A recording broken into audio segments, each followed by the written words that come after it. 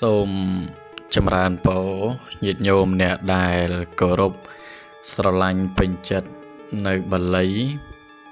ឬមុនគាថាផ្សេងថ្ងៃនេះមុននឹងយើងចូលទៅសិក្សារៀនសូត្រនៅបាលីឬមុនអាគមវិជ្ជាផ្សេងនោះសូមញាតិញោមកុំភ្លេចចុច Subscribe និងចុច Like នៅលើ Channel និងវីដេអូនេះម្នាក់មួយដើម្បីទទួលបាននៅវីដេអូថ្មីបន្ថែមទៀតនៅក្នុងវេលាគ្រាឱកាសនេះខ្ញុំកណាអាត្មាភាពនឹងលើកយកនៅបាលីការពារខ្យល់ព្យុះខ្យល់កន្ត្រាក់រន្ទះបាញ់ផាំងបែកក្បាលរុយញាតិញោមដែលឮពាក្យហ្នឹងសូមបញ្ជាក់សាមីបាលីការពារខ្យល់ព្យុះដោយសារតែរដូវកាលហ្នឹងជារដូវកាលនៃការភ្លៀងខ្យល់កន្ត្រាក់នៃការមានរន្ទះមានអីចឹងទៅហើយអាត្មាហ្នឹងនឹកឃើញថាបង្រៀនបាលីហ្នឹងឲ្យវាសមស្របនឹងពេលវេលាបច្ចុប្បន្នដល់យោងទៅតាមពេលវេលាបច្ចុប្បន្នភាពយើងហ្នឹងយាយតាយើងមួយចំនួនគាត់មានការភ័យព្រួយខ្លាចមានការបារម្ភថាទេបើភ្លៀងក៏ភ្លៀងចាស់តែកុំឲ្យខ្យល់បើខ្យល់ចាស់កុំឲ្យតែរន្ទះណែវាយ៉ាំអញ្ចឹងណាហើយកាលណាដែលមានភ្លៀងវាមានខ្យល់ហើយអញ្ចឹងផ្ទះរបស់យើងអីគេហដ្ឋានគេហនិវេសនៈផ្ទះរបស់យើងទ្រង់មន់ទ្រង់ទីរបងផ្ទះដើមត្នោតដើមដូងដើមឈើអីផ្សេងវារមែងប្រះចាកនឹងដួលបើសិនជាឫសដើមឈើនោះចាប់មិនជាប់ចាប់មិនមាំចឹងហើយបានអាត្មានឹកឃើញថាក្រែងលោញាតិញោមមានការភ័យព្រួយបារម្ភរហូតមានយាយតាខ្លះមានភ្លៀងអញ្ចឹងហើយនឹងអត់ហ៊ាននៅលើគេហដ្ឋានទេសុខចិត្តចុះមកនៅក្រោមឯនេះវិញនឹងដីគាត់ថាគាត់ភ័យផ្ទះខ្ពស់ផ្ទះណែ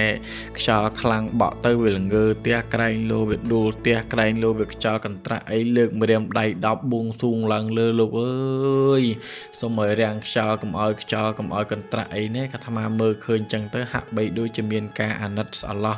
សោកសង្រេងជាមួយញាតិញោមខ្លាំងណាបើចឹងទេញាតិញោមយកបល័យនេះមកមេទៅដើម្បីសូត្រការពារក្រែងលោមានខ្យល់អីខ្លាំងអីញាតិញោមសូត្របាលីនឹងទៅណាសូត្របាលីនឹងចំនួន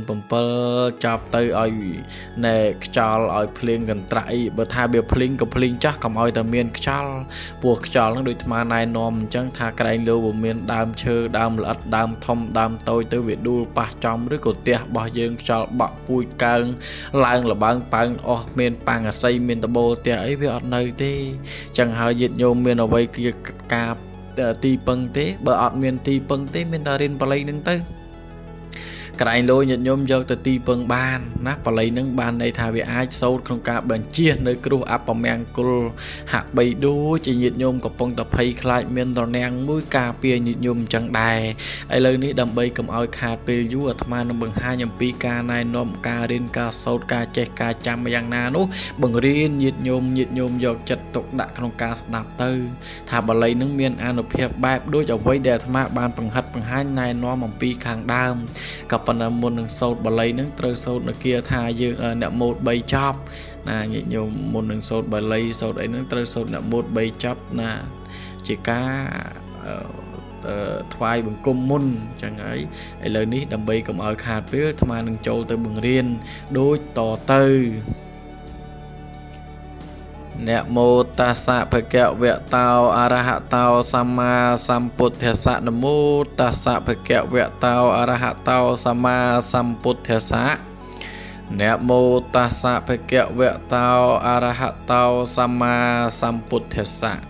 ក្រោយអំពីញាតិញោមពូនអ្នកមោតចប់3ចប់ដូច្នេះរួចកាលណាហើយញាតិញោមត្រូវលើកដៃប្រណម្យបួងសួងឡើងលើបើកាលណាមានភ្លៀងបើកាលណាមេឃកំពុងតែភ្លៀងលើកដៃប្រណម្យសូត្របួងសួងឡើងលើហើយសូត្របាលីនេះចំនួន7ចប់អោម្ចាស់ទឹកម្ចាស់ដីនាងគង់ហេងបធរណីអរុកអរណតាប្រពឹសស្នោការស្ដេចនិទាំងឡាយសូមលោកណាបន្ថយខ្យល់ខ្លះកុំឲ្យមានខ្យល់ផ្ទះខ្ញុំនេះវាចាស់វាត្រុតវាទ្រោមហើយដើមឈើទាំងបបាមានក្រែងលោកគ្នា គ្នាមិនមមចឹងហើយសូមម្ចាស់ទឹកម្ចាស់ដីនាងគង់ហេងពធរនីស្ដេចនាគសូមលោកជួយណាតាមថែរក្សាការពារបីបាច់ខ្ញុំផងអីប៉ុណ្ណឹងហើយលើកម្រាមដៃ10សូត្រឡើងលើទៅលើកម្រាមដៃ10ប៉ុណ្ណំឡើងលើហើយសូត្របាលីដូចនេះថា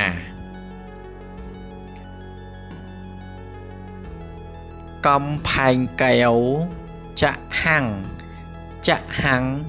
អរហង្គផាត់ផុតសូមបញ្ជាក់ម្ដងទៀតញោមណាស្ដាប់ឲ្យតន់កំផែងកែវ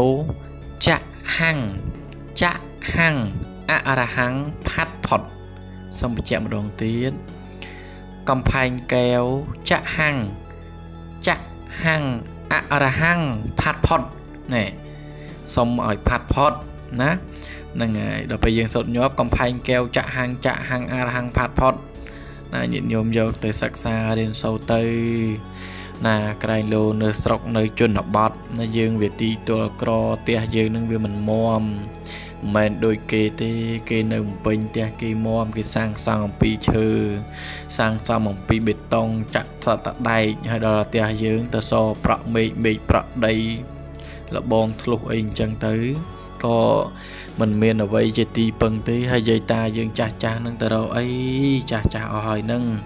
ដល់អញ្ចឹងហើយមានតែផ្ទះមួយកត្រេកកត្រាក់នឹងចង់ឲ្យតែវាបានសុខនឹងហើយដូច្នេះហើយបានជាអាត្មានឹកឃើញថាគួរតែបង្រៀនបាលីនឹងជូនទៅញាតិញោមការពារខ្លួនចោះ